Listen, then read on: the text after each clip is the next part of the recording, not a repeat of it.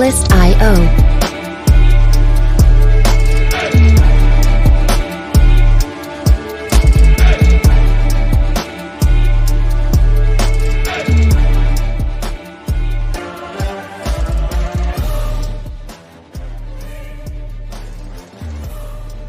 Music licensing reimagined.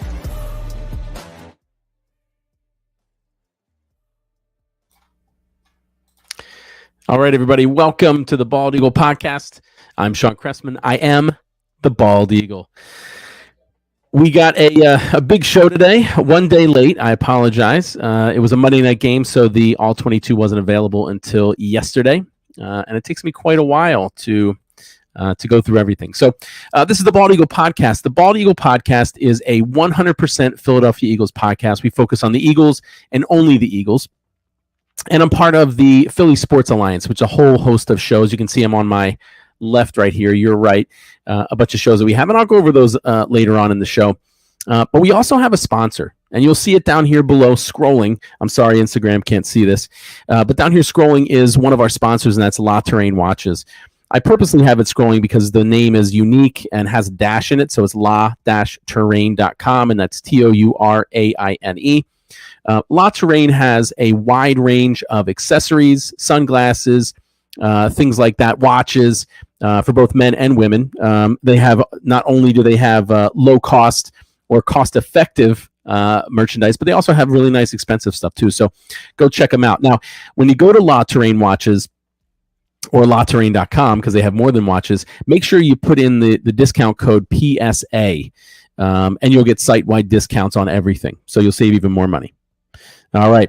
Now, there's a couple rules that go along with the Bald Eagle Podcast, and they're very important to me. Hopefully you like them as well. Those rules are as follows. Number one, most important, no politics. Don't have to worry about talking about anything on either side, even the middle. I don't care if you're a moderate, if you're a libertarian, a liberal, a right-winger, whatever you want to call yourself. I don't really give a shit because we don't talk about it on here. We're all football fans. That's how we unite, and we don't care about anything else. I don't talk about my own personal information, and I don't talk about the players' personal information. Things that they do outside of football mean absolutely nothing to me. So we don't talk about it. Now, if ever there was anything personally that affected their play, affected the game, of course we might talk about that, but so far that hasn't happened. And last but not least, I've already cursed once. I'm not censored. I say whatever the hell I want, whatever the fuck I want. Okay. All right, so let's get to it. Now, the Bald Eagle Podcast, what you're going to find out today, if this is the first time you're listening or watching, is here at the Bald Eagle Podcast, we are known for being the podcast with the most in-depth play-by-play analysis. Part of my show is recapping the entire game, pointing out different things that most people don't know about, talking about Jalen Hurts' reads, people he might not have seen, open holes, if the running back went to the right hole or not, good plays by linemen and everything like that. So we recap every single play, which is why I need the All 22. The All 22 is essentially a view of all 22 players on the field. So during the broadcast, you can't see what coverage the receivers or the defensive is in. You can't see receivers out of the view of whoever has the ball. I can see everything on the All 22, and then they give you a nice little tackle box view, so you can see everything that the linemen do as well. So that's what you're going to find here, and what makes our podcast unique. Every single regular season and postseason Eagles game, you have the most in-depth play-by-play analysis. Now, I mentioned one of our sponsors, La Terrain, and they're scrolling down here at the bottom. We have another sponsor, and I don't know if there's time left. You can go online and check. I don't know if there's spots left, but PSA or Philly Sports Alliance has partnered with Philly Sports Trips. Now, Philly Sports Trips does trips for, I believe, all four major teams and almost all of their home games. I don't want to say all because baseball and basketball and hockey play a lot of games, but they coordinate trips for away Philadelphia sports games. We've partnered with them to coordinate a trip to DC this week when we drive down or when we go down to beat the Commanders in Washington. So if you haven't, go to phillysportstrips.com, check it out. I've heard some really great things about it. There might be, you might get some t-shirts. There might be some former Eagles like Hollis Thomas that might make an appearance. The bus will be filled not just with other Eagles fans, but it'll also be filled with people that do podcasts and things like that for the Eagles. And what we were doing is when you go and you purchase these tickets, you want to put that you heard about it from Philly Sports Alliance or PSA. That way we are all on the same bus. It's a chartered bus round trip from the link to the game. There's activities that are planned on the bus on the way down, catered food and drinks. And the seats are pretty good too. They're lower level. All right, let's get to our countdown. We have 3 days until week 3 at Washington. That's this Sunday, the 25th at 1 p.m. Week 1, we beat Detroit 38-35, where we were 1-0. And then last week, we recently beat Minnesota on Monday Night Football.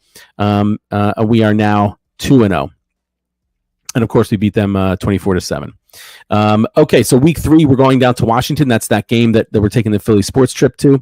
We're going to play Washington on Sunday, the 25th. That's this Sunday at 1 p.m. Week 4, at home against the Jaguars. Doug Peterson's return to the link, Sunday, October 2nd, 1 p.m. Week 5, travel all the way out to Arizona, Sunday, October 9th, 4:25 p.m. Week 6, possible that we're going to play against Dak Prescott and the Dallas Cowgirls. That's a Sunday night football game, October 16th, 8:20 p.m. And then we have that week 7 bye. Not a fan. Would much rather a later week bye. Week 8 at home against the Steelers, Sunday, October 30th, 1 p.m. Week 9 at Houston, Thursday night football, November 3rd, 8:15 p.m. Week 10 at home against Washington, Monday night football. Wentz returns to the link and gets his ass handed to him after we travel all the way to Washington this week and hand him his ass. So week 10 at home against Washington, Monday night football, November 14th, 8:15 p.m. Now, if you're a huge Bald Eagle fan, which you all probably are, that means that is the only other Monday night game we have, week 10 against Washington. So I will not be on air Wednesdays like I usually am. I'll be on air that Thursday because the coach's film doesn't come out until Wednesday. Next game, week 11 at Indianapolis, Sunday, November 20th, 1 p.m. Week 12 at home against Green Bay, Sunday night football, another primetime game, November 27th, 8:20 p.m. Week 13 at home against Tennessee, Sunday, December 4th, 1 p.m. Week 14 at the Giants, Sunday, December 11th, 1 p.m. Week 15 at Chicago, Sunday, December 18th, 1 p.m. And then week 16 at the Cowgirls, Saturday, December 24th, Christmas Eve. We'll all get an early Christmas gift when we will beat them in their house at 4:25 p.m. On Christmas Eve. And then we finish it up at home with 2 home games, week 17 at home against the Saints, Sunday, January 1st, 1 p.m. And then week 18 against the Giants at home. That whole week is to be determined, so I have no idea what day or what time we'll play. Next would be the NFL wildcard round. That's January 14th and 15th, 2023. NFL divisional round, January 21st and 22nd. NFL conference championships, January 29th. The Pro Bowl is February 5th. And Sunday, February 12th, 2023 is Super Bowl 57. The Eagles will be playing an AFC opponent in State Farm Stadium in Glendale, Arizona. All right, let's get to a quick draft recap. And I always say this, if you're new, you haven't heard it, but if you've listened, I always say this. I'm somewhat repetitive in the beginning of my podcast because I have a horrible memory. I can't remember when we're playing who and what happened, and I can't remember our draft picks. But if I repeat it over and over again, I'm convincing myself that that'll help with my memory, and maybe it'll help with yours too. So let's recap our draft real quick. In the most recent draft, we had 5 picks. I'm going to talk about 6 because I love the trade to A.J. Brown. First round, 13th overall, we drafted defensive tackle Jordan Davis from Georgia. So far has been doing well in limited time, just clogging up the middle of the defense. We traded the 18th and 101st overall picks to Tennessee for wide receiver A.J. Brown. Big physical veteran wide receiver has already had an impact on our team.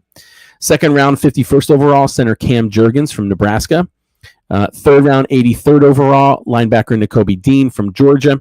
Sixth round, 181st overall, linebacker Kyron Johnson from Kansas. And sixth round, 198th overall, tight end Grant Calcaterra from SMU.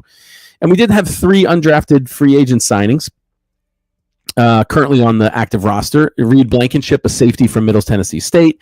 Josh Jobe, a corner from Alabama. Josh Sills, an offensive lineman from Oklahoma State. So we are lined up in 2023 to have 6 picks, 7. 2 first-round picks, which I think are extremely valuable and perfect timing. Last year's draft, I don't believe, I know wasn't quarterback heavy, but apparently this year's might be. And I say that as a question because I don't follow college football. We'll have a second round, a third round, and a fourth round pick, and then we have 2 seventh-round picks.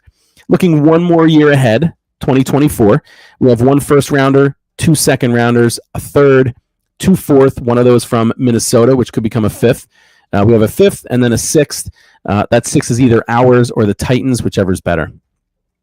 All right, let's get to the win against Minnesota, which was amazing, by the way. I'm sure we all enjoyed it if you got a chance to watch it. If not, or if you did watch it, either way, we're going to recap it now, play by play. So, first quarter starts. Minnesota wins the toss and defers. Philadelphia kicks off. Receives. We get the ball 1st and 10 on our 18. Hurts is in the shotgun. He throws a pass left to Devontae Smith for 5 yards. He has great protection. It's a quick, accurate pass. He did stare Smith down, but it didn't seem to be a problem. Had he looked over the middle, he would have seen A.J. Brown wide open over the middle. Now, I'm going to start. I'm going to say this. Now, he had a great game, a really good game. We won the game convincingly, but I'm still going to pick everything he does apart. I'm still going to talk to you about the things that he could have done better, throughout the whole show. So I'm not saying that he's not a good quarterback, but I'm just going to dissect each play. So be aware that I may say he's done things wrong, even though he had one of his best games. So that 5-yard completion brings up 2nd and 5 on our 23. Hurts is in the gun again. He drops back. They bring 4. Initially, we're able to pick it up, but the patterns look like the same as the previous play. I don't know if we ran the same play again, but all the patterns in the secondary look the same. Hurts stares down Smith again, but he's not open. Linebacker Hendricks leaves Goddard to cover A.J. Brown underneath, so he's not open. Linebacker Hunter is able to get inside on Lane Johnson, forcing Hurts to roll to his right. At the same time, their linebacker Smith gets around Mailata, chases Hurts from behind. Goddard moves the same way as Hurts, flashing open near the sideline. Hurts does a great job looking down the field and throws a quick, accurate pass to Goddard. So this is one of the things that I've always complained about. I don't know what you guys think, but I don't want Hurts to run if he doesn't have to. I want him to constantly be looking down the field, and I'd much rather him throw the ball to a running back, even underneath, or a receiver somewhere, and let them take the beating, right? Let them take all the hits and possibly expose themselves to more injuries, right? Not what could be and what is on track to be this year, not our franchise quarterback. So like I said, Hurts does a great job looking downfield. There's a quick, accurate pass to Goddard. Goddard stiff arms Peterson and is eventually tackled for an 18-yard completion and a 1st and 10 on our 41. We run Miles Sanders to the left. He gets 12 yards. Our offensive line does a great job blocking. Kelsey pulls to his left, runs through the hole, and blocks downfield. So Kelsey, I think, of course, we all know he's one of the best centers in the league, but he had a good game, especially on the run blocking. So that 12-yard run brings up 1st and 10 on Minnesota's 47. We run Miles Sanders to the right this time. Same play, just to the right.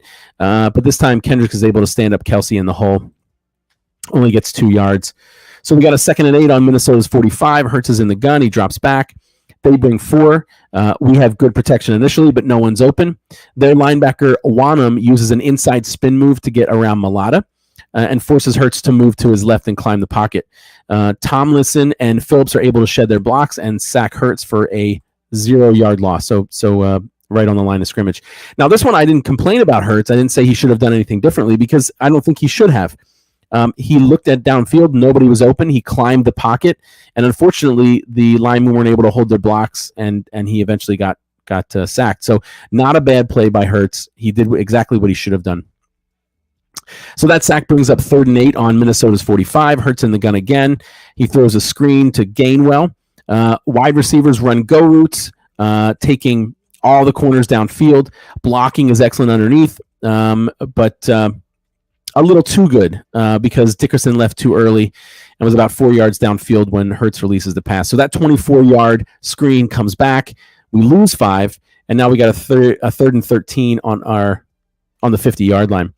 Hurts in the gun again. He drops back, has great protection. A.J. Brown runs a 12-yard curl, and Hurts throws a perfect pass just out of Hendrick's reach for 19 yards. So that brings up 1st and 10 on Minnesota's 31. Hurts is in the gun again. He fakes to Gainwell, running to his left. Our offensive line blocks left as well. Hurts rolls right, can't find an open man, and runs for 4 yards. Risky play, and Gainwell was wide open across the field to the left. Now, it would have been really risky for him to throw across field. That's a no-no essentially, right? But he could have done it. It was possible. The angle was there. Gainwell was standing there with his eyes open. I'm not suggesting that he should have done that. I'm just saying what he could have done. So after that 4-yard play, it's 2nd and 6 on Minnesota's 27. We run Boston Scott to the left for 3 yards. Brings up 3rd and 3 on Minnesota's 24. Hurts is in the gun again. He fakes to Scott, rolls right. Kendricks is able to get upfield and around Lane Johnson and pressure Hurts, who throws underneath the Pascal, missing a wide Devontae Smith open downfield. So still a completion, still gets 8 yards, still a 1st and 10 on Minnesota 16. But Devontae Smith was wide open and would have had a touchdown. So 1st and 10 on Minnesota 16. Hurts is in the gun again. He fakes to Sanders. Their linebacker Jones is unblocked. Goddard just runs right by him. Johnson and Sayamalu double team Bullard. Hurts throws a quick, accurate pass to Goddard, who's open right before linebacker Jones hits him. And that goes for 13 yards. So good play for 13 yards.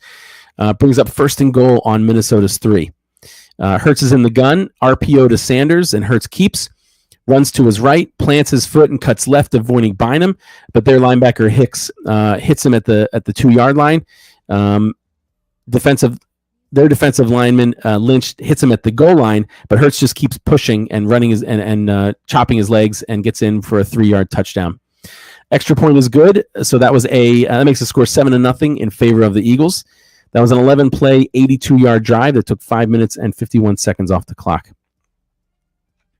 We kick off. It's a touchback. Minnesota starts their first drive, 1st and 10 on their 25 with 9 minutes and 9 seconds left in the first quarter. They run Cook up the middle.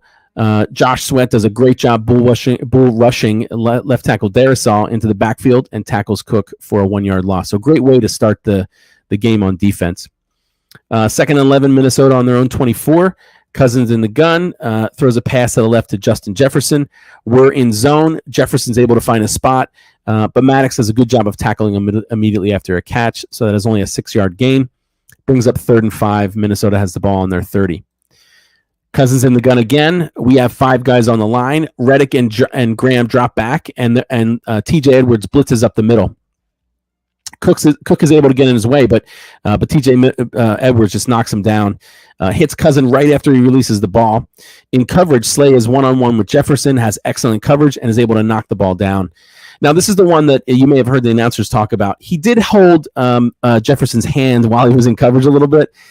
So I guess in theory it could have been pass interference, but it didn't get called. Excellent blitz by T.J. Edwards, by the way, going right up the middle. Even though he was blocked by Cook, he still was able to get to Cousins and pressure him a little bit. And great play by Slay knocking it down. So excellent first series by the defense, 3 and out. So on 4th and 5 on Minnesota's 30s, they punt. We get the ball 1st and 10 on our 23 with 7 minutes and 34 seconds left in the first quarter. Hurts in the shotgun.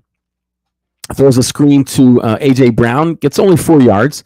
Unfortunately, Dickerson, second time now, is 3 yards downfield and gets an ineligible man downfield penalty. So that takes away the 4 yards and adds 5. So we're now 1st and 15 on our 18. Hurts is in the gun. The snap is right to Hurts, but he drops it. Now, it looks like it perhaps was either an RPO, a play action, or perhaps even just a handoff to Sanders. Sanders was running from right to left and on his way, and the ball drops right in front of him, so he picks it up. He's forced to run inside. It looks like if the ball would have been handed to him, the play would have been meant to go wide as Kelsey pulled outside. But he just, grabs the ball and runs up the middle and is only able to get 1 yard.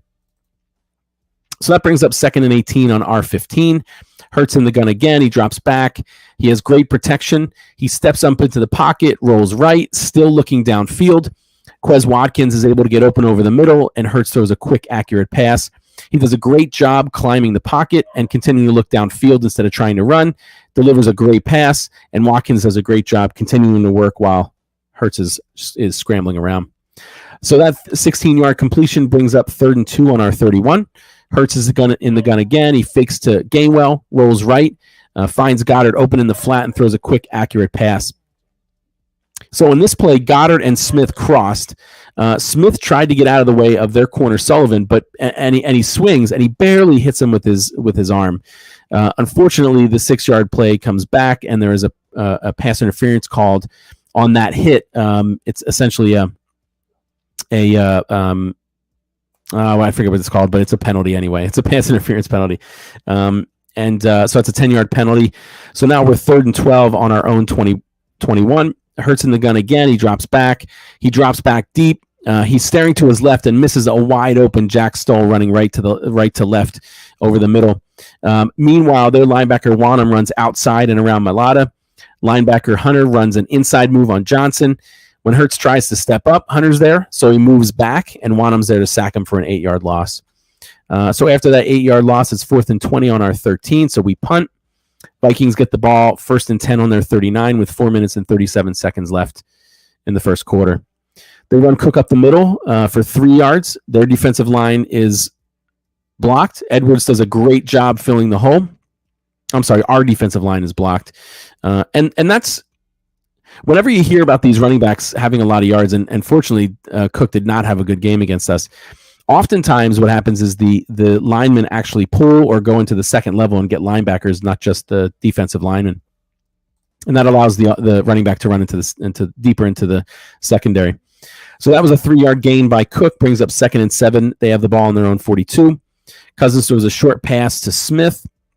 We bring 4, can't get pressure, which I think maybe once or twice have we been able to pressure the quarterback in just bringing 4. So without stunning or blitzing, we struggle to get any pressure, which is disappointing when you think about who we have on our defensive line. So we can't get pressure. Cousin fakes to Cook, rolls right, misses a wide open Jefferson over the middle. Thank goodness. Flips the ball to Smith in the flat. He's only able to get 2 yards, tackled by Brandon Graham. Brings up 3rd and 5 on their own 44. Cousins in the gun again. We bring 4, can't get pressure. Cousins throws the ball to Smith and can't lead him. Bradbury has excellent coverage and is able to knock it down for an incompletion. So second series, second 3 and out. 4th and 5 on their 44. They punt. We get the ball 1st and 10 on our 18 with 3 minutes and 19 seconds left in the first quarter. We run Miles Sanders to the left. Tomlinson easily sheds Goddard's block to catch Sanders right as he hits the hole, so he's only able to get 3 yards. Goddard had a rough game when it came to blocking. He had a couple of times when his blocker, the people he was blocking, were able to shed his block very easily and make a play, so he might have to spend some time working on that. That brings up 2nd and 7 on our 21. Hurts is in the gun again, throws a screen over to Miles Sanders, but Dantzler is able to make a good open field tackle, and the play only goes for 2 yards. Brings up 3rd and 5 on our 23. Hurts is in the gun. He drops back, has excellent protection. They run crossing stunts. Their right defensive end, Hunter, and their left defensive end, Wanham, start wide right and left, respectively. They take a few steps forward, then they run inside. That was a very successful strategy against us last year, but this year, Kelsey and Sayamalu do a great job of picking that up. Hurts finds Smith open in the left side for an 8-yard gain. He was the only one open, so good job by Hurts finding him and throwing a quick, accurate pass for a 1st and 10 on our 31. Hurts throws a pass this time to Goddard to the left for 5 yards. He's pushed out of bounds. Unfortunately, Sayamalu is downfield about 3 yards. Odd that he would be downfield on a pass because it was not a screen, so I'm not sure what he was doing 3 yards down the line of scrimmage, but that's another ineligible man downfield. So that gives us 1st and 15 on our 26. Hurts is in the gun. He fakes to Sanders, has great protection. Dantzler gives Brown a good 5-yard cushion, which was often the case. Hurts throws a quick, accurate pass to Brown. Sanders does a good job of picking up a blitzing Sullivan to give give Hurts that protection. So it's an 11-yard completion to A.J. Brown. Brings up 2nd and 4 on our 37. We run Miles Sanders to the left for 3 yards. Fortunately, they were holding. Bullard had defensive holding, and that gives us 5 yards and a first down. So we have a 1st and 10 on our 45. We run Sanders up the middle again for 2 yards. This time, Bullard bull rushes Sayamalu, pushes him to the side, and is able to tackle Sanders for only a 2-yard gain. That ends the first quarter with the score 7-0 in favor of the Eagles. We had the ball 12 minutes and 7 seconds, while the Vikings only had the ball 2 minutes and 53 seconds of the first quarter. So excellent job with ball control. Almost every side of the field. We ran well, we threw well, our defense was shut down. So great first quarter. All right, brings down second quarter. We have the ball 2nd and 8 on our 47. Hurts is in the gun. We have trips left, which is Goddard, Stoll, and Watkins. He fakes to Scott, has great protection. So Stahl runs a shallow out, so he runs maybe 5 yards and out. Goddard runs a little bit deeper. He's the medium guy. And their safety behind him keys on Goddard. Meanwhile, Watkins is running a fade, so deep down the field, just straight down the field. Hurts, unfortunately, the end zone view is of the back of Hurts's head, so I can't see his eyes. I don't see where he's looking. But I'm assuming, and I'm going to give him the benefit of the doubt, that he stares down Goddard, pulling both Burnham and Dancer towards Goddard, dropping Watkins. Right as they do that, right as they come to Goddard to cover him, Hurts throws a perfect pass. Watkins is wide open. This is that 53-yard touchdown that they played. Good protection by the offensive line. I'm assuming Hurts stared off the secondary, so he stared at Goddard to pull him forward, and then threw a really accurate, great ball to Watkins for a great 53-yard touchdown play. So that was exciting. And if that's something that, again, I'm going to give him the benefit of the doubt. If he looked off the safety and caused them to come forward to Goddard, excellent play, elite level play by Hurts. Looking off safeties and getting them to do what you want to do is next level quarterback play. And if he continues that way, he's going to be our franchise quarterback. We're not going to be looking for somebody. We're going to have 2 first-round picks to grab linemen or corners. Well, I don't even know if we need those anymore. Maybe some linebackers. We could still use some linebackers. We improved, but we could always improve more. So we kick the ball off. It's a touchback. Vikings get the ball the first time the second quarter, 1st and 10 on their 25 with 14 minutes and 52 seconds on the clock. Took us 8 seconds. I'm sorry. I skipped over that. The score after that touchdown and extra point was 14-0 in favor of the Eagles. That was a 7-play, 82-yard drive that took 3 minutes and 27 seconds off the clock. But it only took 8 seconds for the last play in the second quarter. So now the Vikings have the ball 1st and 10 on their 25 with 14:52 left in the first half. Cousins passes to the left to Dalvin Cook. Milton Williams pushes their left guard Cleveland to the right, gets an inside rush, while Reddick starts outside, cuts inside on left tackle Darisaw. They both hit Cousins right as he releases the ball. Coverage is excellent downfield, so Cousins dumps it off short to Cook, and TJ Edwards is able to make a great open field tackle for only a 2-yard gain. So that brings up 2nd and 8 Minnesota on their 27. Cousins drops back, scrambles to the right. Our coverage is good. No one's open, but that also leaves space up in the flat for him to run, and he is able to get 7 yards. That brings up a 3rd and 1 on their own 34. Jalen Reagor, recent acquisition by the Vikings. Good riddance. He's in motion left to right. Cousins is under center. Hands to Reagor while he's in motion. That gives him a significant advantage. He's already in motion, already sprinting, and he gets the ball. Their tight end Smith is able to block Epps, and Reagor is able to get 17 yards. Probably the longest play of recently, anyway, of his career. So that 17-yard run gives them a 1st and 10. The Vikings on their own 49. Cousins in the gun again. We bring 4. Can't get pressure. Cousins throws a short pass to Justin Jefferson, who cuts inside and is able to get a step on Maddox for 11 yards. That brings up a 1st and 10. They have the ball on our 38. Cousins in the gun again, throws a pass on the left to Dalvin Cook. We bring 5, so we're blitzing. They are able to pick it up. Cousin has time, but coverage is excellent. And that's been the theme of this game. We were in man often, and we played very well in man throughout this game. Can't find anybody open, dumps it off to the running back underneath. Cook, he bobbles it a little bit. TJ Edwards is able to converge and close on the tackle more quickly, and it's a 1-yard loss. So great play by TJ Edwards. Great job by the secondary. So that brings up a 2nd and 11 on our 39. Cousins in the gun again. They hand it off to Madison to the left for 5 yards. Brandon Graham does a great job sliding down the line of scrimmage and shedding his block, but just can't make the tackle. Would have been tackled for a loss had he, but instead Kaiser White makes a tackle for a 5-yard gain. So the Vikings have the ball 3rd and 6 on our 34. Cousins in the gun again. We bring 4, can't get pressure. We're in zone, which we're not the best at. Thielen and Jefferson run deep routes. Osborne runs underneath and finds a spot in the zone. Epps takes a bad angle and misses the tackle to stop Osborne short of the first down. He ends up getting 15 yards on 3rd and 6, and that is a 1st and 10 on our 19. Cousins in the gun again. We bring 4, still can't get pressure. You'll notice that as a theme.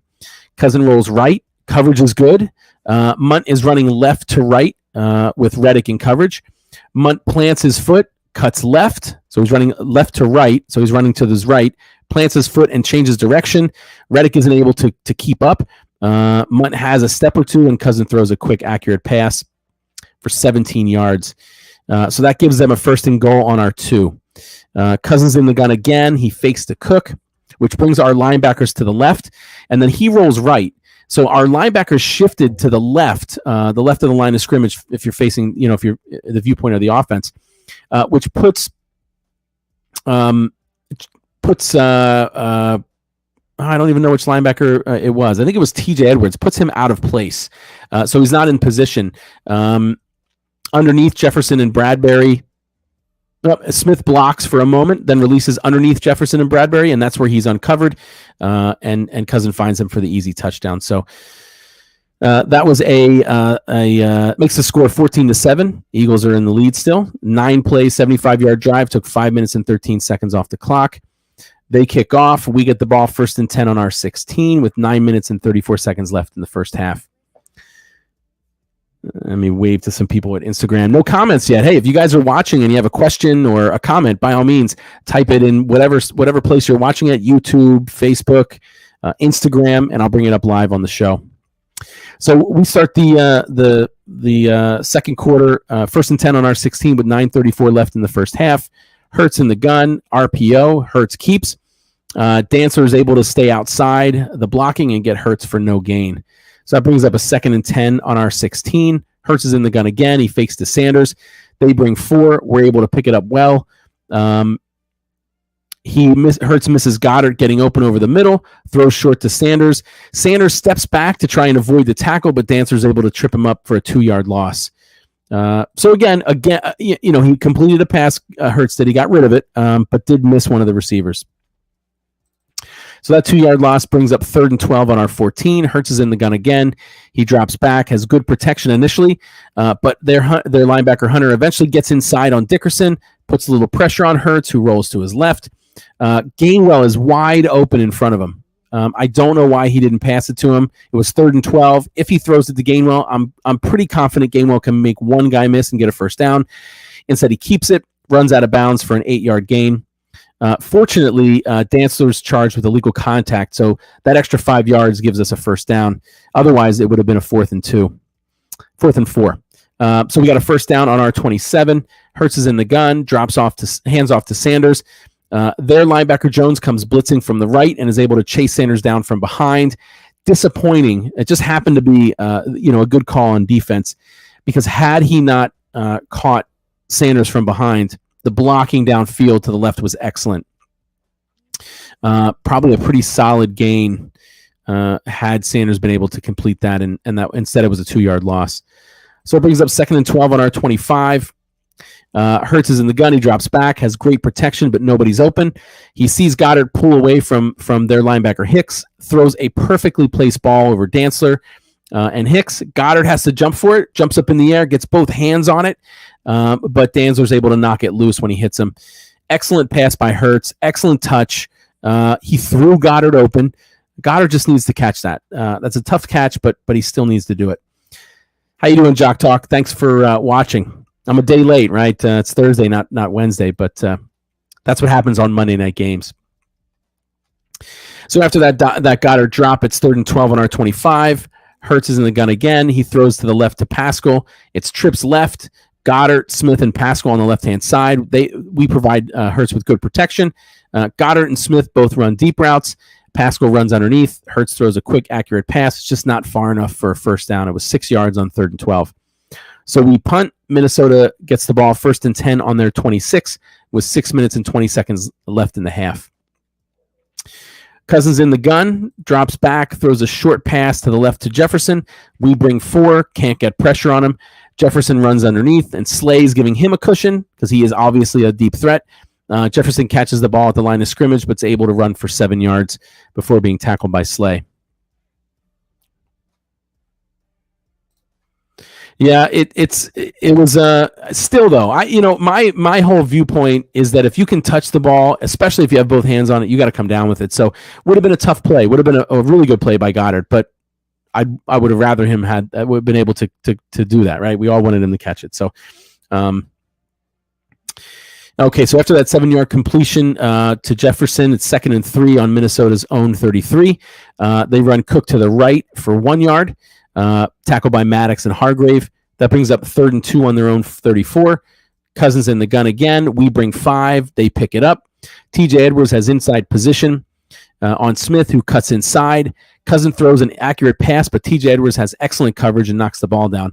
Everyone else was covered well. So good position by TJ Edwards so that when he cut inside, he was already inside and he had good coverage. So that 3 and out brings up 4th and 2 on Minnesota's own 34. So they punt. We get the ball 1st and 10 on our 15 with 5 minutes left in the half. Now, generally speaking, I'm sorry. We got 5 minutes left in the half, so we're going to play full games. I'm sorry. I skipped ahead. I skipped a series. So Hurts is in the gun. They bring 4. We're able to pick it up. Devontae Smith is covered by their linebacker Wanham, which is a huge mismatch. He fakes outside, cuts inside. Wanham has no luck, no chance of keeping up with him. Hurts throws a quick, accurate pass. Devontae's able to evade a shoestring tackle by Kendricks for an extra 15 yards. That's a 19-yard completion. Brings up 1st and 10 on our 34. Hurts is in the gun again, drops back, takes a deep drop back. Because if you're not aware, quarterbacks don't always drop back the same amount of steps. It's either a 3, 5, or 7-step drop. This was a 7. That's typically the longest. He has excellent protection. We have 5 receivers out there. Yeah, I don't know if Jefferson's ever been arrested too, but Slay did an excellent job shutting him down. So we got 5 receivers out on this play, 3 to the left, 3 to the right. I'm sorry, that's 6 receivers. They're in zone. As soon as their linebacker Jones drops to cover the underneath flat, Hurts throws a perfect pass to Smith, who's crossing. Perfect because A.J. Brown is crossing the opposite way, so they're 2 intersecting patterns. And, of course, he's trailed by Sullivan. The ball is about a foot out of Sullivan's outreached hand. Smith has to slow down to catch it, but that's only because if he leads Smith, now Sullivan's able to knock it down. If he leads him too much, maybe Sullivan even is able to intercept it. Great job by the offensive line giving him time. Excellent pass by Hurts, and a great catch by Smith. That's a 16-yard completion. Gives us 1st and 10 on midfield, 50-yard line. Hurts in the gun again, throws a deep pass to A.J. Brown, kind of throws it up, but it's overthrown, and A.J. Brown can't grab it, so that's an incompletion. A.J. Brown doesn't have a step, so if it had been a slightly more accurate pass, it would have been possibly a touchdown. So,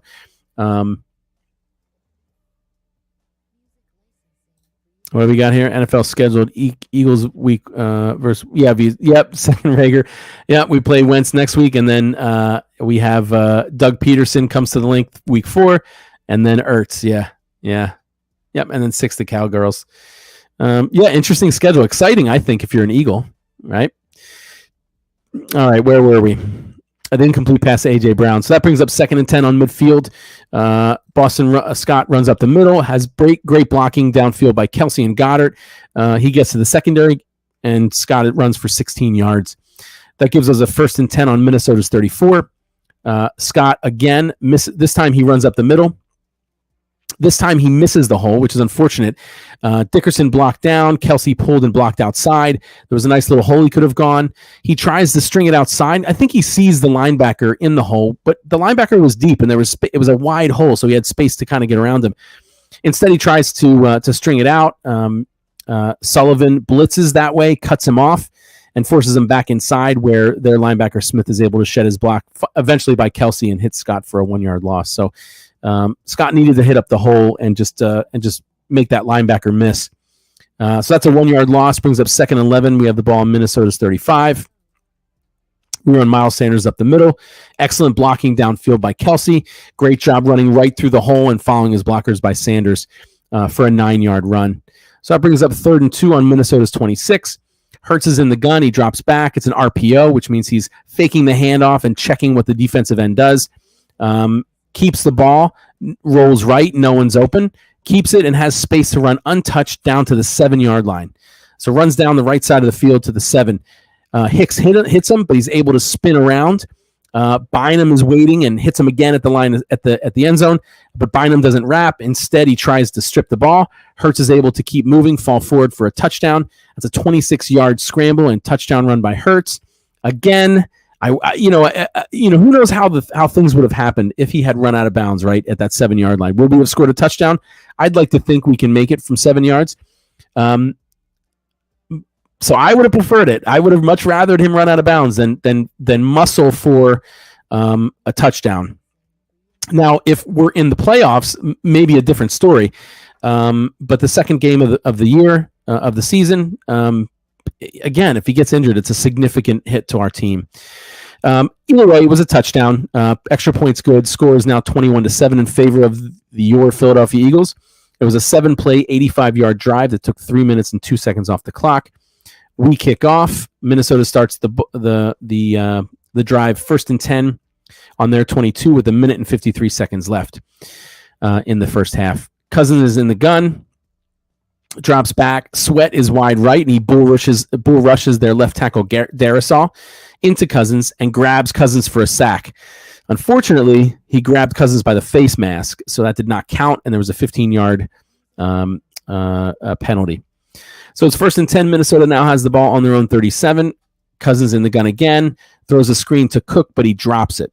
And that's, again, if you're an Eagles fan and you've been watching the Eagles, drops have been our problem. But so far, these last 2 games, Detroit dropped a couple of balls, and so did Minnesota's receivers, and has been a big benefit to us. Cook drops that screen, brings up 2nd and 10, Minnesota on their own 47. Cousins is in the gun. He drops back. We initially bring 4, can't get pressure right away. Slay is man on Smith, but he hesitates because he thinks the ball is going to Jefferson underneath. He was keying on Jefferson. Sweat is lined up wide left, gets outside and around their left tackle Darrisaw. Hargrave is able to bull rush their left guard Cleveland, and he and Sweat hit Cousins just as he's releasing the ball. Gardner Johnson's angle on the ball is too shallow. Smith is wide open. No one's deep. Fortunately, we have another drop pass. Smith drops it. That's that one where he's on the left-hand side, and the ball is thrown well, even though Cousins was getting hit just as he's releasing. But fortunately, Smith drops it. So that could have easily been a touchdown. So that drop pass brings up 3rd and 10. Minnesota has the ball on their 37. Cousins is in the gun again. He drops back. We bring 6. Kaiser White and Gardner Johnson are the blitzing add-ons to our 4 down linemen. Gardner Johnson has a straight line to Cousins untouched. No one's open. Cousins throws it away. Good time and good blitz. We don't blitz often. Previous to this game, I think we were last in the league over the last 3 years at blitz percentage with around 19%. So it's nice to see us blitz, and it's nice to see us successful when we do so. So that brings up 4th down for the Vikings. They punt. We get the ball 1st and 10 on our 5-yard line with only 1 minute 21 left in the half. Hurts in the gun again. It's a planned run. He runs to the left for 9 yards. Dickerson and Mulata and Watkins even do a great job blocking. And this time Hurts slides down or ducks down before getting hit. My much preferred method for him to run. If he's going to run out of bounds, slide, just don't get hit. So that 9-yard run brings up 2nd and 1 on our 14. We run Gainwell to the right for 3 yards. We call our first timeout with 38 seconds left in the half. Brings up 1st and 10 on our 17. Hurts is in the gun. He drops back. Their linebacker Smith is able to get inside of Kelsey and pressure Hurts. Downfield, AJ is rounding off his pattern. Hurts thought he was going to continue. The ball falls incomplete over the head of a wide open Watkins. So looking for A.J. Brown, a little miscommunication on the pass, but should have seen Watkins wide open over the middle. After that incompletion, it's 2nd and 10 on our own 17. We run Gainwell to the left for 4 yards. This time, Minnesota calls their first timeout, thinking that they might have time, us pinned deep, they might have time to get in field goal position after the punt. The 28 seconds left in the first half. We got 3rd and 6 on our 21.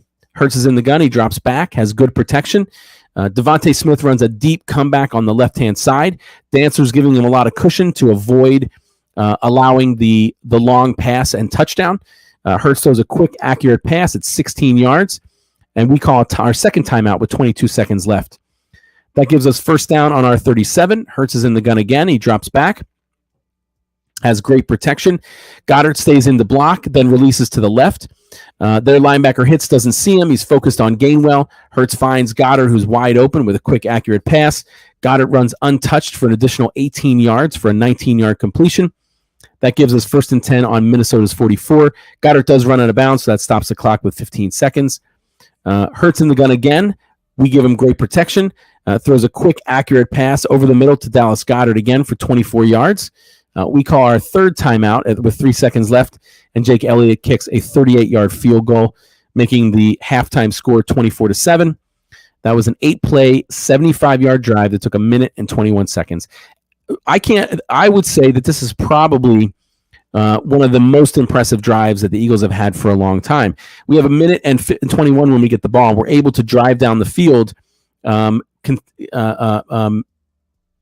get a field goal right there at the end of the half. Excellent drive.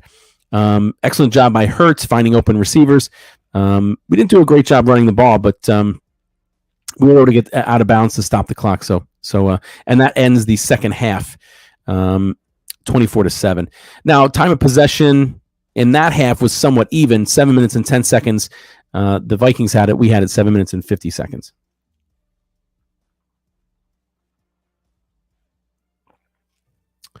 All right. Minnesota receives the kickoff after to begin the second half. They get the ball 1st and 10 on their 21. They run Cook to the left for 5 yards, stopped by Edwards and Cox. That brings up 2nd and 5 on Minnesota's own 26. Cousins in the gun, throws a short pass to the right to Jefferson. We bring 4. Again, can't get pressure. Reddick is giving Jefferson a good cushion to avoid the deep pass. Cousins throws a quick, accurate pass. Reddick unfortunately misses the tackle, and he's able to get 8 yards for a 1st and 10 on Minnesota's 34. Cousins in the again. We bring 5, can't get to Cousins. We're in a zone, but Bradbury stays with Thielen deep and leaves the flat wide open.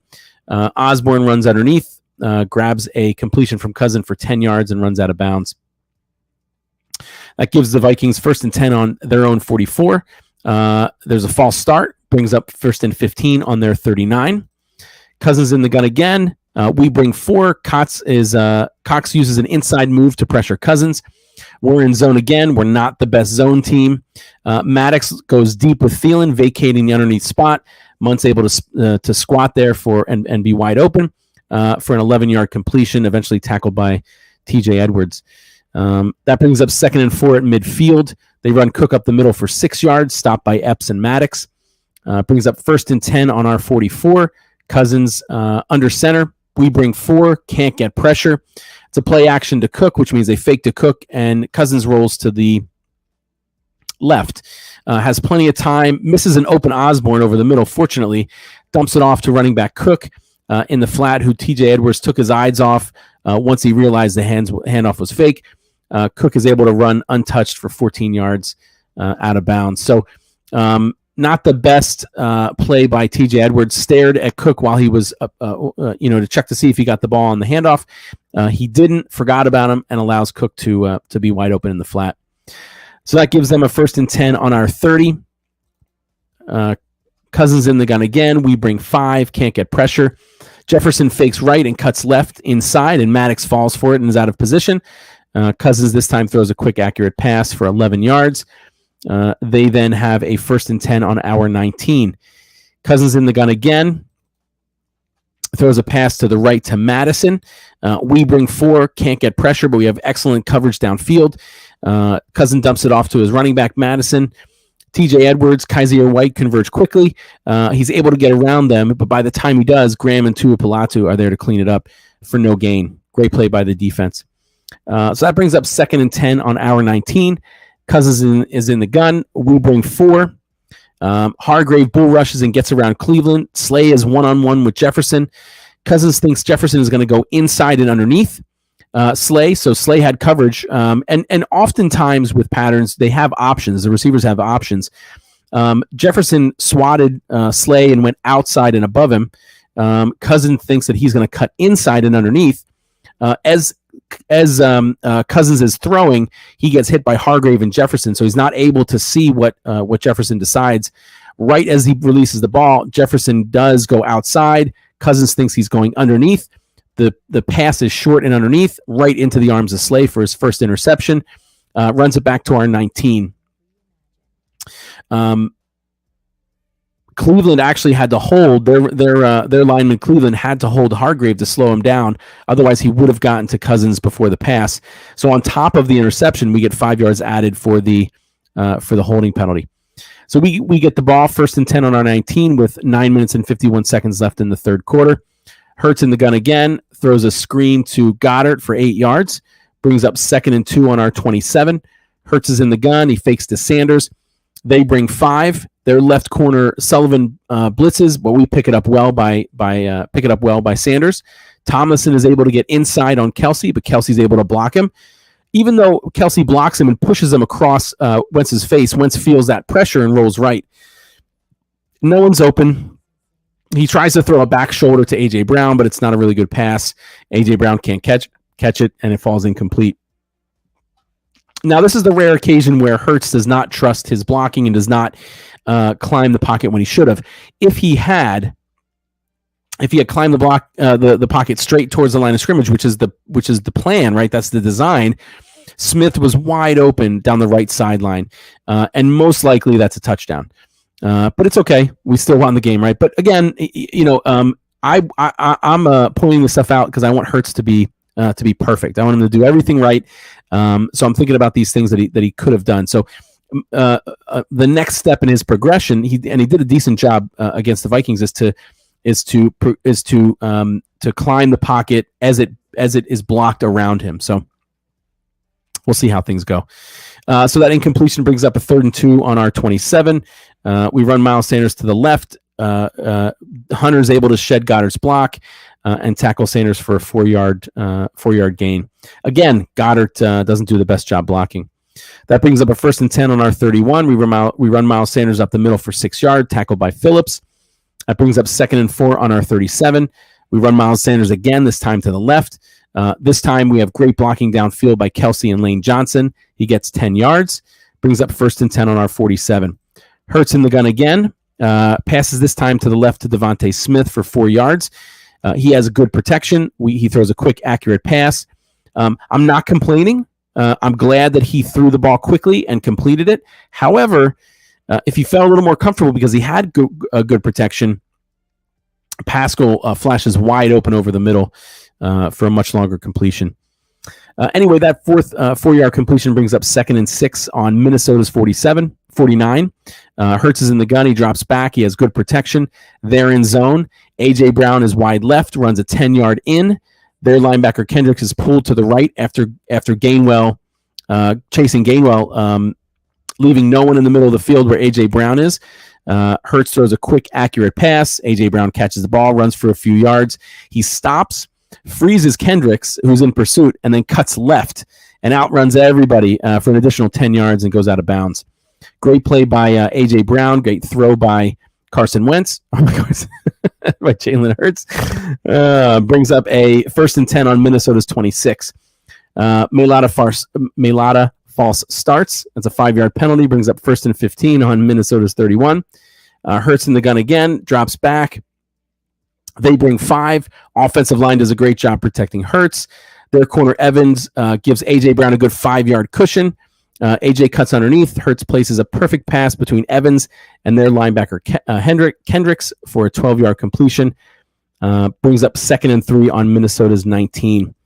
Hurts in the gun again, RPO. He keeps it, tries to string it out to the right, but their linebacker Hunter has a good pursuit angle. Hurts tries that plant and cuts inside, but their linebacker Smith is there to tackle him for a 2-yard loss. So that brings up 3rd and 5 on Minnesota's 21. Lane Johnson false starts, brings up 3rd and 10 on Minnesota's 26. Hurts is in the gun. He drops back. They bring 6, but we do a great job picking it up. I'm not sure why Hurts runs again. Again, a criticism here, but he could have climbed the pocket. He runs and slides down for a gain of 4. A.J. Brown had a few steps on their corner. Evans right in front of Hurts would have been an easy completion, possibly a first down, but instead we have a 4-yard run on 3rd and 10. So we punt the ball. I'm sorry, we go for a field goal, 41-yard field goal on 4th and 6 on their 22. This is that time when Peterson goes around the left side by Togai, who does not touch him, doesn't shove him, doesn't chip him. He runs free and is able to block the field goal. Boyd's able to pick it up and run for 38 yards to our 30. Finally tackled by our punter, Sipas. So not a good play by the Eagles. The Vikings start their drive 1st and 10 on our 30 with 3 minutes and 17 seconds left in the third quarter. They run Cook to the right end for 3 yards. Cox, Reddick, and White all drag their blockers down the line of scrimmage in the direction of Cook, and they're able to tackle him for only 3-yard gain. That brings up 2nd and 7 on our 27. Cousin throws a screen to Cook. Reddick runs an inside stunt. He starts wide to the left, takes a few steps, cuts inside, ends up being perfectly placed for that screen, tackles Cook actually is able to break it up and incomplete the screen, causing a 3rd and 7 on our 27. Cousins is in the gun. We bring 5. We're not able to get pressure. We're in zone. Traditionally not very good in zone. Trips left. They have Jefferson, Thielen, and Osborne. Jefferson runs a shallow route out. Osborne runs a deep fade, and Thielen runs in between. Maddox has coverage on it's zone, so Maddox is hovering close to Jefferson, who's shallow. But when Cousin throws for Thielen, Maddox is able to release from Jefferson, backpedal a few steps, jump in the air, and grab an interception. He returns it to our 15. Excellent play by Maddox, who generally I don't find myself praising. Oftentimes Maddox struggles, but this was an excellent play by him. Gave himself enough room to cover Justin Jefferson in front of him, but was close enough to the receiver back behind him, which is the key to zone coverage. Getting in a spot where you put your quarterback in a position to decide, do I throw it short, where possibly it's knocked down and the receiver's tackled immediately, or do I try to get it over the corner? Cousins was not able to get it over Maddox, so excellent job by Maddox. So we get the ball 1st and 10 on our 15 with 2 minutes and 19 seconds left in the third quarter. Hurts throws in the gun. They bring 5. We pick it up. Throws a short left to Sanders for 6 yards. Again, if he waits another seconds, Watkins is wide open over the middle. Instead, he dumps it off to Sanders for a 6-yard completion.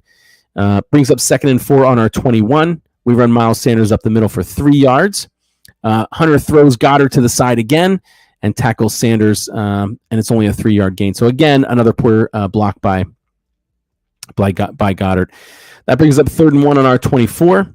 We run a sneak for 2 yards. Good offensive line push. We got it easily. So that brings up 1st and 10 on our 26. Hurts is in the gun again.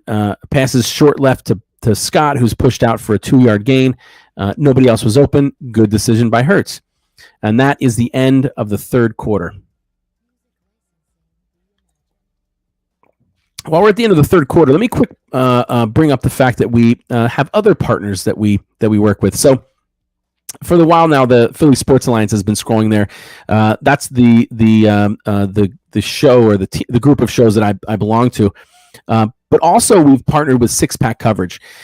We stream on their YouTube. maybe their Twitter. But Six Pack Coverage is a huge media organization from, I think, Tennessee. They don't just have sports podcasts. They do have a lot of those. But they also have podcasts about fitness, about finance, about entertainment, food. So a lot of different types of things you can find on their website. So check them out. All right, let's start the fourth quarter. We still have the ball, 2nd and 8 on our 28. Hurts is in the gun. Throws a pass short left to Devontae Smith. They bring 4. We give good protection. Bynum is lined up about 15 yards off the ball. Smith is able to run a few yards, turn around. Hurts recognizes, throws a quick, accurate pass. 12-yard completion gives us a 1st and 10 on our 40. Hurts is in the gun. He drops back, has good protection, but nobody's open. Their linebacker Hunter is able to get inside of Milata, and Milata has to hold him to prevent the sack. Hurts feels that pressure, rolls right. Watkins is running a deep crossing pattern and cuts and gets separation. Hurts finds him, hits him with a great pass right before he steps out of bounds. He toe touches. It would have been a 32-yard completion. However, that offensive holding by Milata brings it back. So we have a 1st and 20 on our 30. Hurts in the gun again, throws a screen to A.J. Brown, only gets 4 yards because their corner Sullivan does a great job playing it. 2nd and 16 on our 34. We run Miles Sanders to the right. Peterson comes up in pursuit quickly. Sanders tries to string it out, but can't get around him. Only a 2-yard gain. Good play by Patrick Peterson, unfortunately. 3rd and 14 on our 36. Hurts in the gun again. They only bring 3. They have a lot of people out in coverage trying to prevent that pass. Nobody's open. Hurts dumps it off to Gainwell in the left flat, and he's able to get 11 yards, which is not quite enough for a 1st down. So we have to punt. Minnesota starts the next drive, 1st and 10 on their 10, with 11 minutes and 49 seconds left in the game. Cousins in the gun. We bring 4. Graham gets outside of their right tackle O'Neal and forces Cousins out of the pocket. Coverage is excellent, so he has to throw it away. Their center Bradbury is 5 yards downfield when Cousins throws the ball, so they also get an ineligible man downfield. So that's 1st and 15 on their 5. Cousins in the gun again. We bring 4, can't get pressure. Munt is open underneath, but he drops the ball. So that brings up 2nd and 15 on Minnesota's 5. Cousins in the gun again. This time he throws to the right to Thielen. We bring 4, can't get pressure. They have 5 wide receivers out. Bradbury gives Thielen a good 5-yard cushion. Thielen runs a 10-yard and in. Cousins throws a quick, accurate pass for 6 yards, bringing up a 3rd and 9. Minnesota has the ball on their own 11. Cousins in the gun again. We bring 4, don't get pressure. Slay gives Thielen a good 7-yard cushion this time. This time he runs an out pattern, which is towards the sidelines. Slay undercuts the route, hoping to pick it off, but Cousins' throw is just hard enough that it's out of Slay's reach. That's a 12-yard completion. The Vikings have the ball 1st and 10 on their own 23. The Cousins in the gun again. We bring 4, can't get pressure. Slay is in man on Jefferson, who runs a deep curl. Slay jumps a route again, almost picks it off. He has it in his arms, but couldn't hold on. Great coverage by Slay, who had an excellent game, a career game for Slay. That brings up the Vikings have the ball now, 2nd and 10 on their own 23. We bring 4, Cousins in the gun again. Can't get pressure.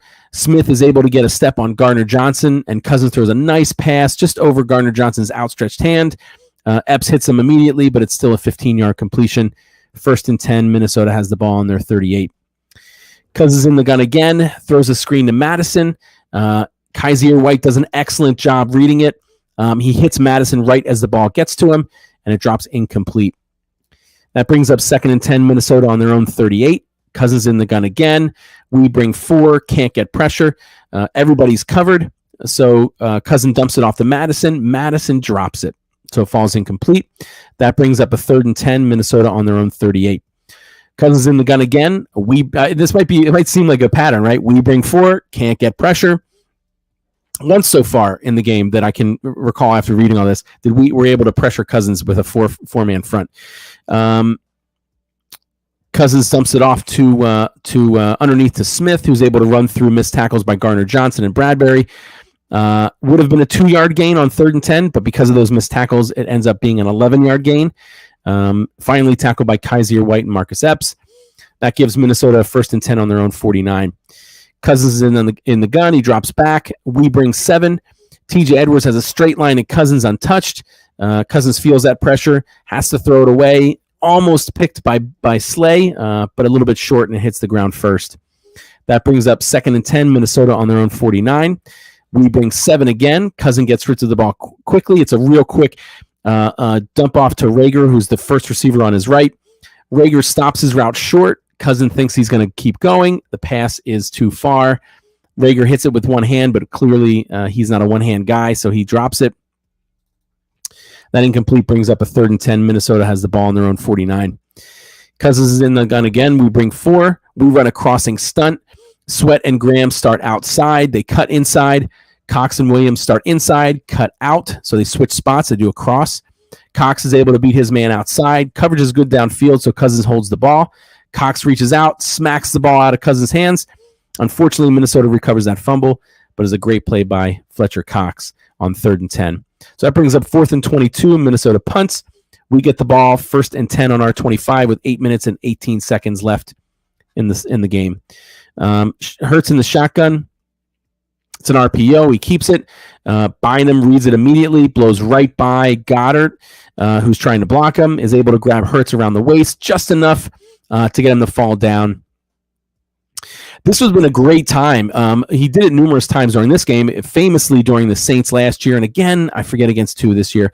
But generally, Hurts runs to the right during these RPOs, plants his foot, and cuts upfield. Had he done that, there was a nice hole for him to run through, but he ends up stringing it out and gets caught. That's a 1-yard loss. Brings up 2nd and 11. We have the ball on our own 24. Hurts is in the gun. He drops back. It's a running back screen to Gainwell. Hurts may have thrown it slightly early, but it still hits Gainwell in the hands. However, he does not catch it.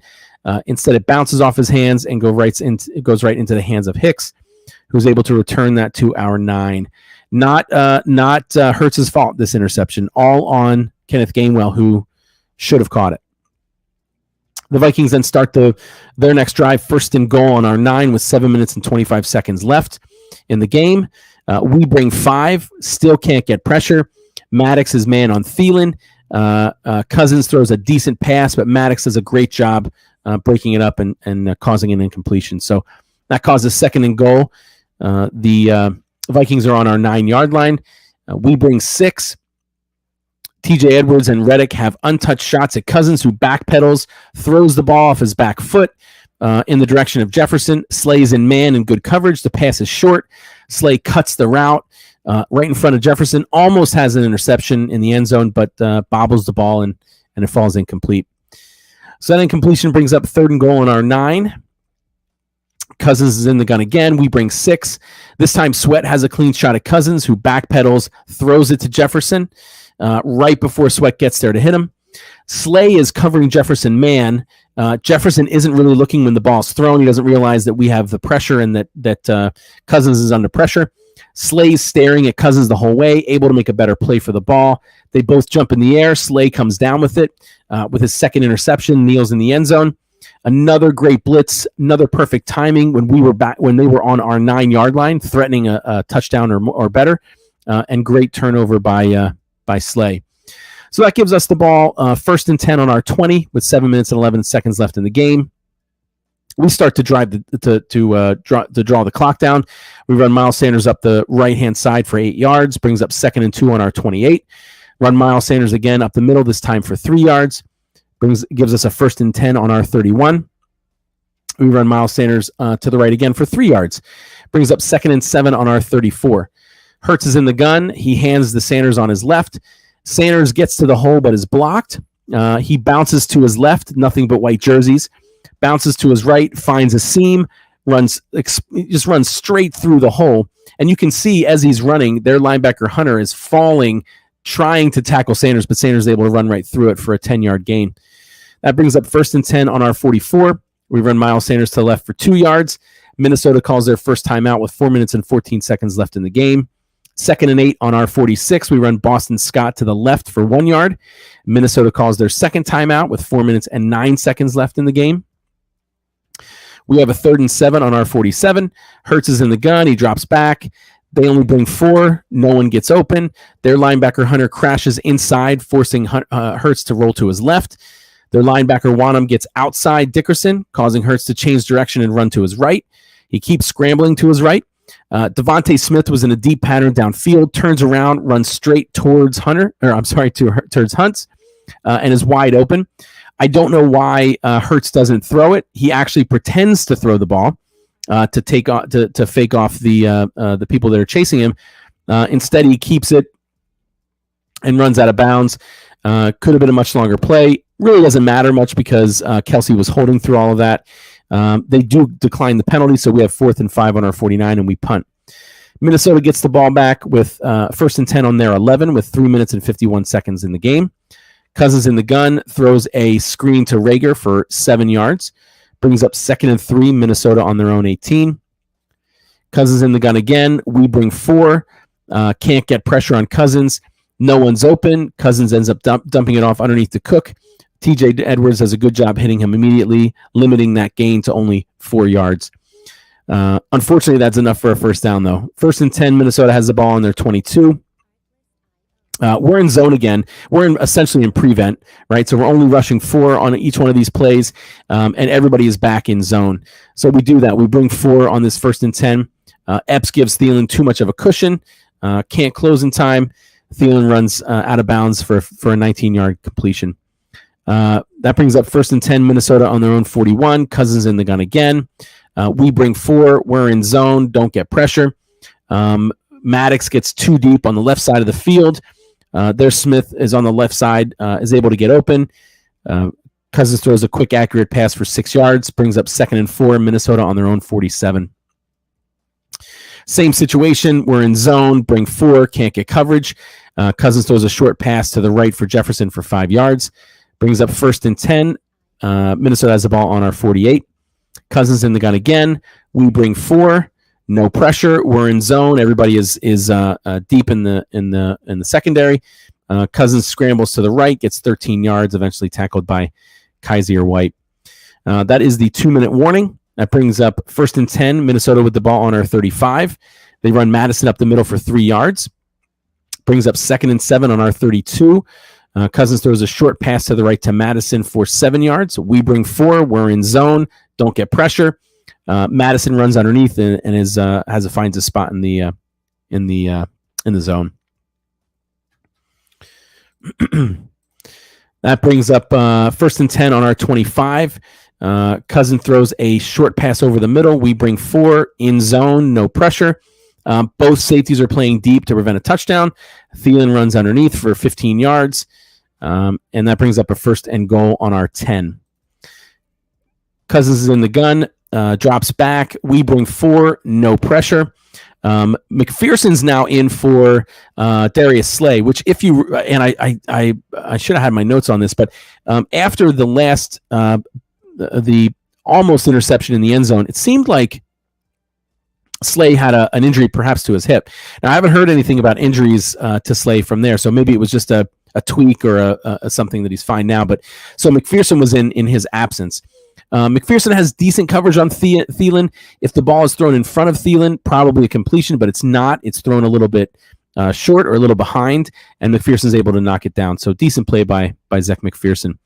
That brings up 2nd and goal on our 10. Cousins in the gun again. They run a screen, this time to the left.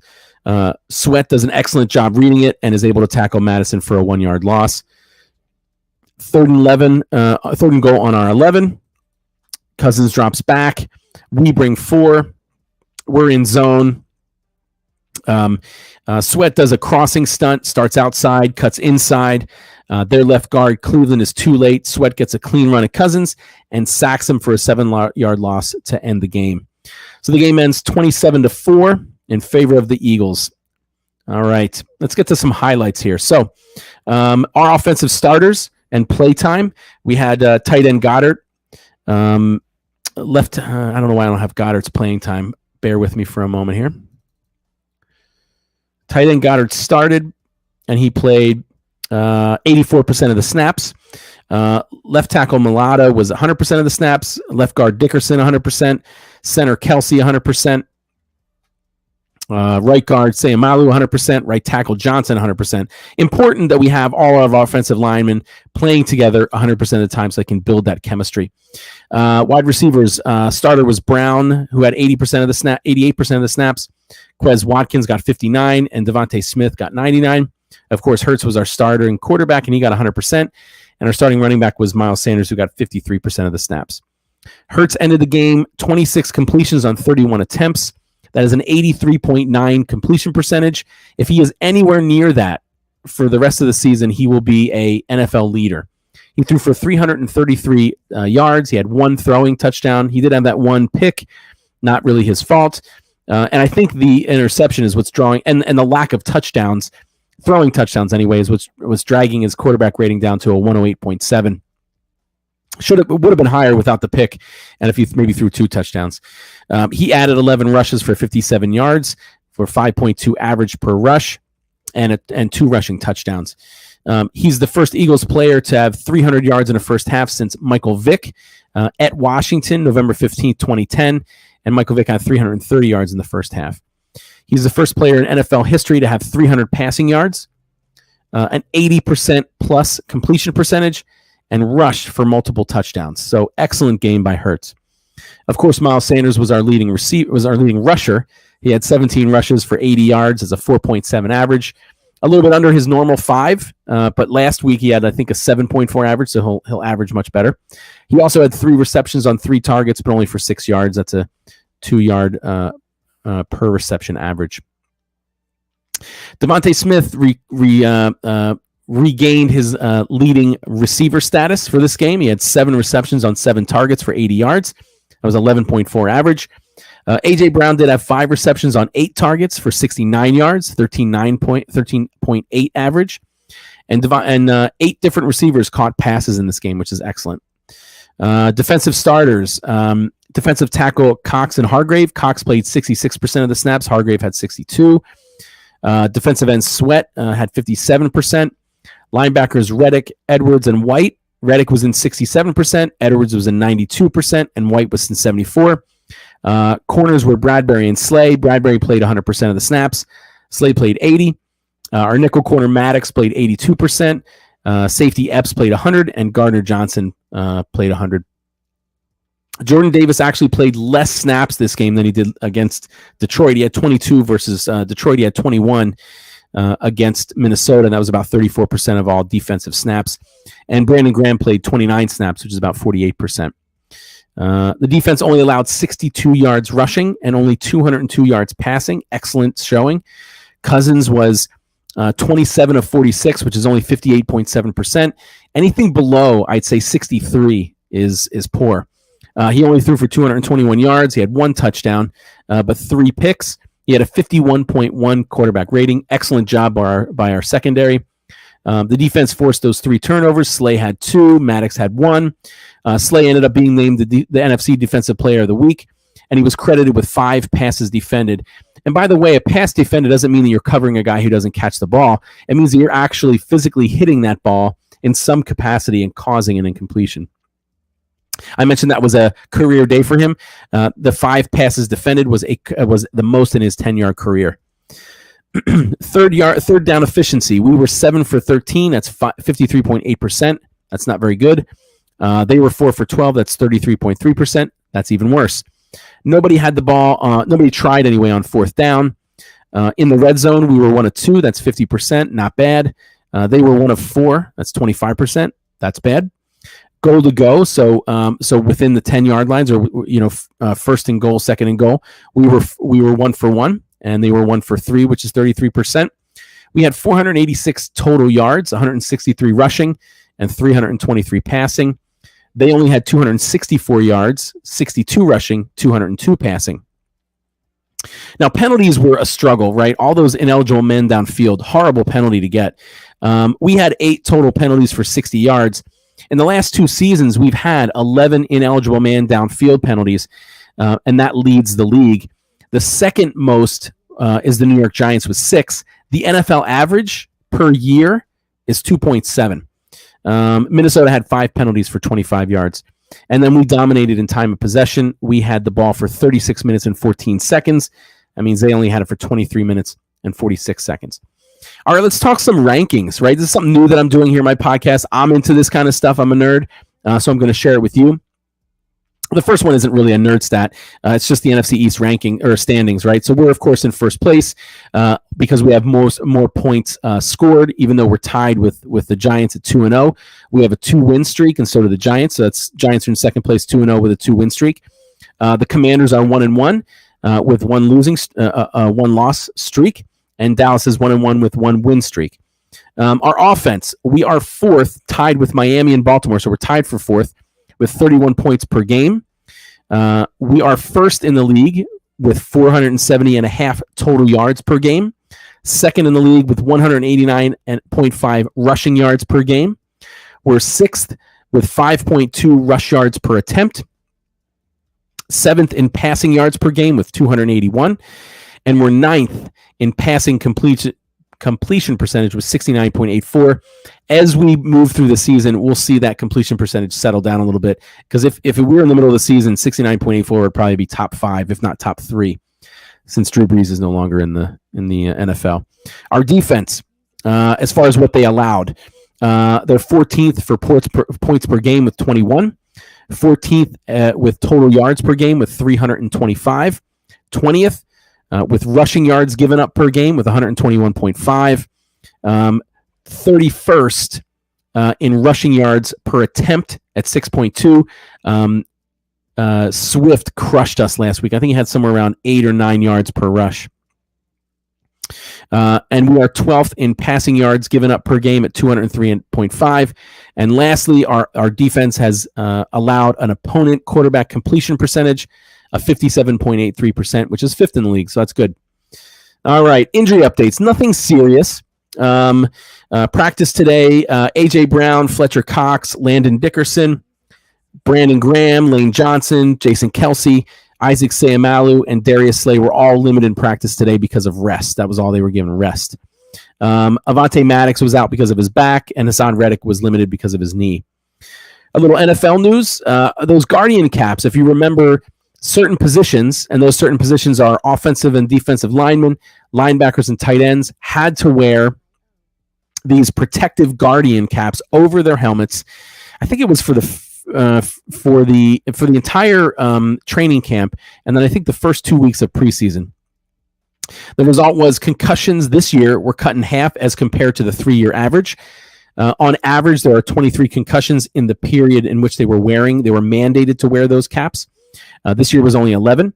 6 of the 11 concussions that did occur were a result of contact with the face mask, not the part that was covered by the cap. The face mask, of course, was not covered by the cap because then you couldn't see shit.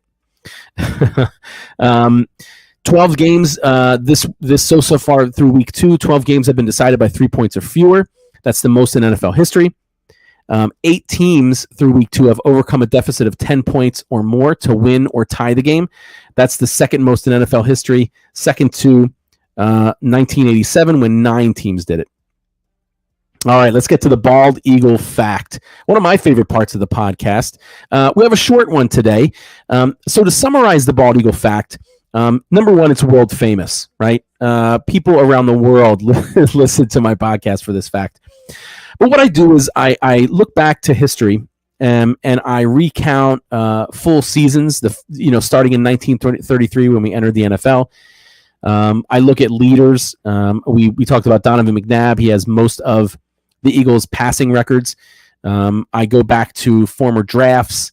I talk about people that were inducted into not only the Pro Football Hall of Fame, but also the Eagles Hall of Fame. One of the other things I do is I go to the NFL 100 website and I look up the greatest plays, the greatest games. And this time I'm going to talk about one of the NFL's 100 greatest plays of all time. Number 72 is Randall Cunningham's 95-yard touchdown to Fred Barnett. So it was 1990, December 2nd. We were 7-4. We were playing the 9-2 Buffalo Bills. We're talking about the 90s Buffalo Bills.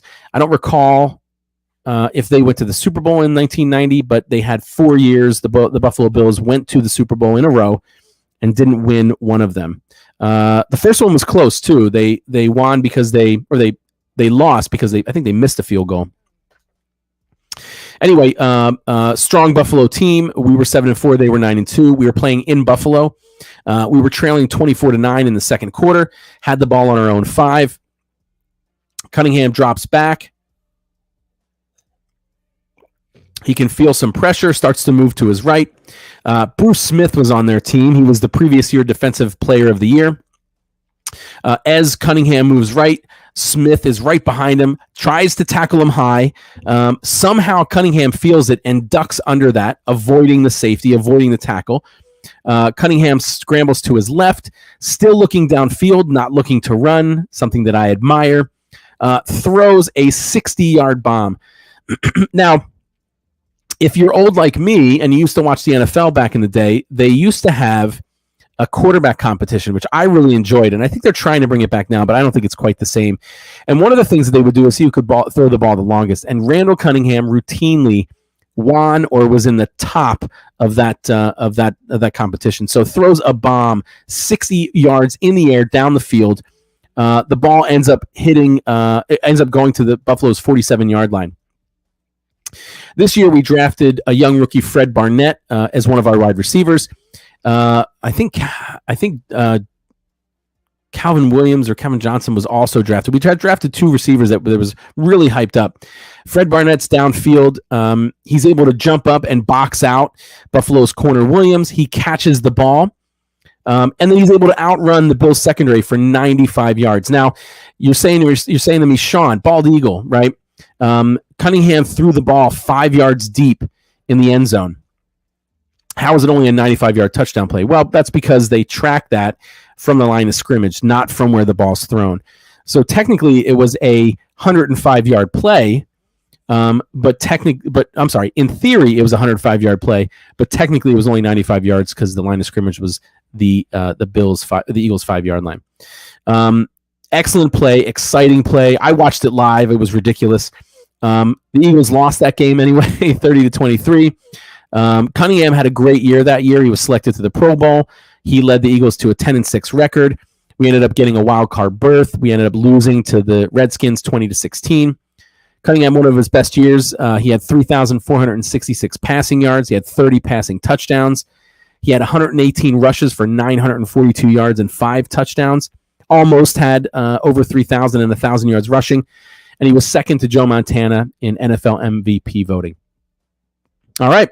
That is the Bald Eagle podcast.